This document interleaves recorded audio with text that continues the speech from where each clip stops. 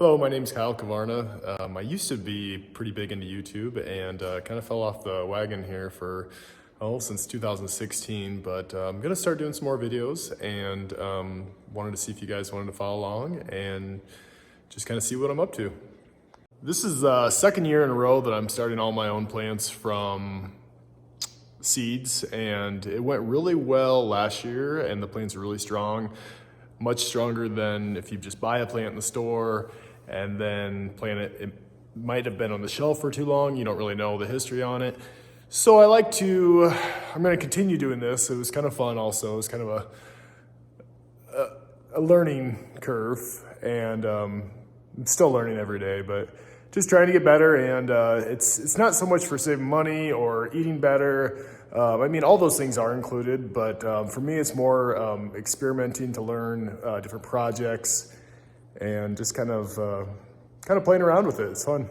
So today, I'm gonna be adding a few more things to my grow box for my garden for this year. Right now, I just got my setup as wire shelving, which is pretty nice because this type of shelving, it actually adjusts as you put the stopper in there and it slides right down. I did some chains just for the light control so I can go up and down with them. Currently they are on a heat pad. They're just germinating right now, and I don't know if some of them you can see, that one's not ready yet. That's the celery. So I got leeks growing right here.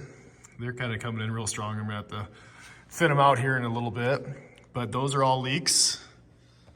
And then I also have my onions started from seed as well in one of these boxes.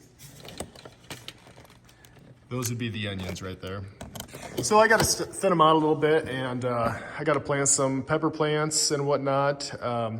This year I'm doing more of a mapping of my timeline and my garden space and stuff. So I'll be showing you that as well. But for right now, just the lights are LED lights, and there's four of them. And they're all linked together on a timer, which is pretty convenient. So probably don't need the light right now. I guess when they're peeking out, they're gonna need light here in a little bit, but mainly just kind of keep them warm, keep them watered, and we're gonna see if we can grow some really nice plants.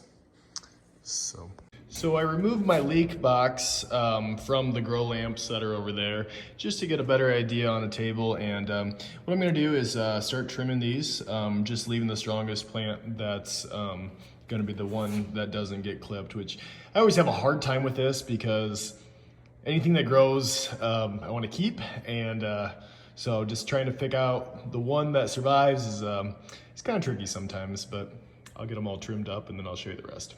So I trimmed them up and just got the strongest leeks that were out there.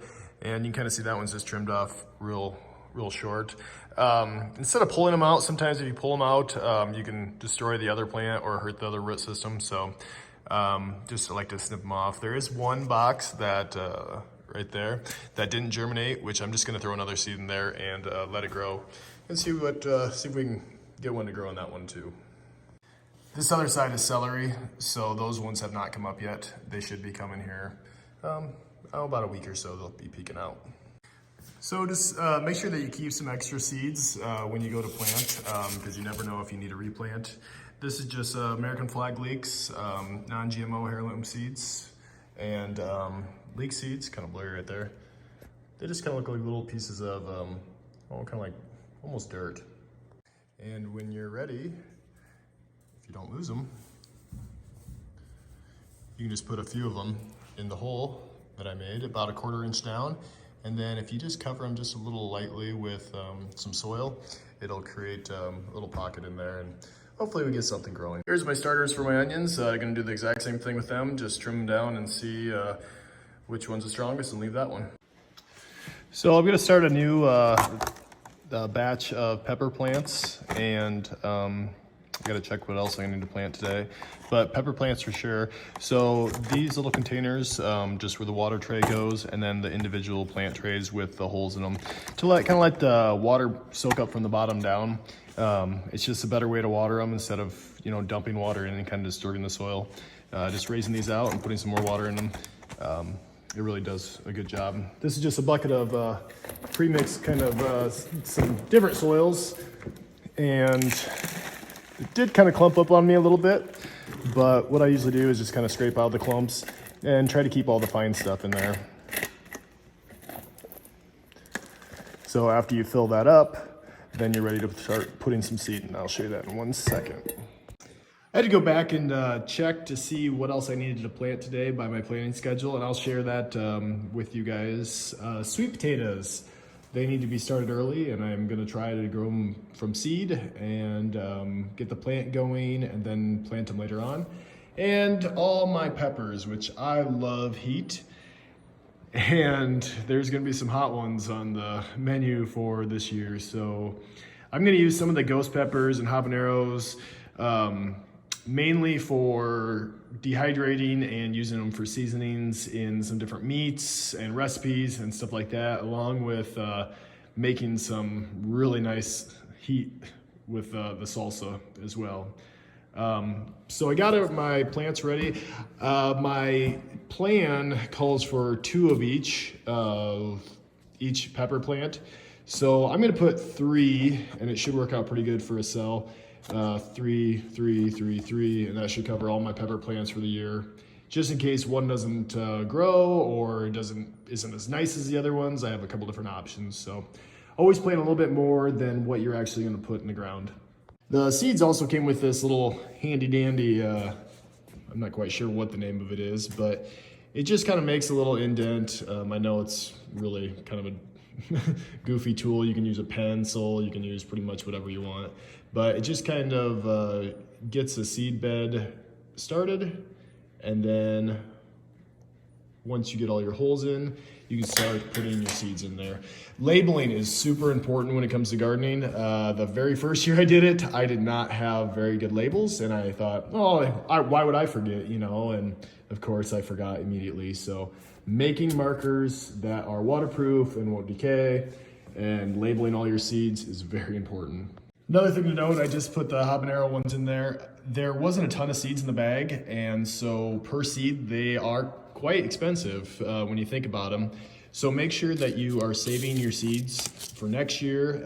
Even if you lose some germination rate, it's still worth it to try to just put 1 extra more seed in there. But this year, they're brand new seeds. I'm just putting 2 per cell, and hopefully I'll get them buried a little bit more than that as well. But hopefully 1 gets growing again, and we'll just trim it off. I got all my seeds in there, and I just kind of put a little pressure on there just for some ground contact with the seed. I haven't put any water in, but the next step is to put water in. So we're going to take that out and bring this over to the sink. I do have a little water heater in here. It basically gets it a little bit over 100 degrees. And I just like to start with warm water. That way the seeds are nice and warm, and everything doesn't have to warm up from the ground temperature, which is around the 50 degree mark from the well. So it's kind of good temperature right there. I'm just gonna put a little bit of water and put the pots back in there. I decided to put my sweet potatoes in a little bit bigger containers. This is with the water in it, the peppers. It's just a little bit bigger, mainly because I didn't want to waste 3 cells and then have to kind of split up another crop. So I just decided to do it in the bigger ones anyways. They're gonna spread, they're gonna grow fast, they're gonna do well. And there we go, we got everything back on the heat mats. These are the new pepper plants. Here's the sweet potatoes and the rest of them. They will be all nice and grow. I did put this insulation underneath the heat mats because the heat mats were not warming up very good on this green mesh. So just throw a little, it was just a scrap piece I found. So it just keeps the heat going up instead of losing it going down. I'll be updating you as I plant more plants. So I figured I'd show you outside of the garden. It's gonna change quite a bit, redoing all the fences and stuff like that. But for the most part, my plants are gonna be in these boxes. It worked out really well last year. This arbor I added, it was actually the arbor that we got married underneath. We got a a wedding outside, and I'm gonna try to get some vines going on that, and that'll kind of be my gateway into the garden and expanding the post probably out to here. Plan is to have some sunflowers on the north side, some bushes along the side and the back, raspberry and black bushes, blackberries. So this is all going to change, but it just kind of gives you an idea of what I'm thinking, and when you see the plan, it might make a little bit more sense that way. Here's my chicken coop. This is that map that I was talking about. You can kind of see the layout of it where I was talking about the sunflowers and whatnot. And then also the planting guide to help just show you what time and date to plant. Thanks everybody for watching. If you liked what you saw and if you want to join along in the journey, like I said, I'm going to do kind of all kinds of stuff here. Anything from gardening to hunting, fishing, playing in the mud, construction, kind of that kind of stuff. If you're interested in following me around and learning a little bit, make sure you like and subscribe, and I'll see you next time.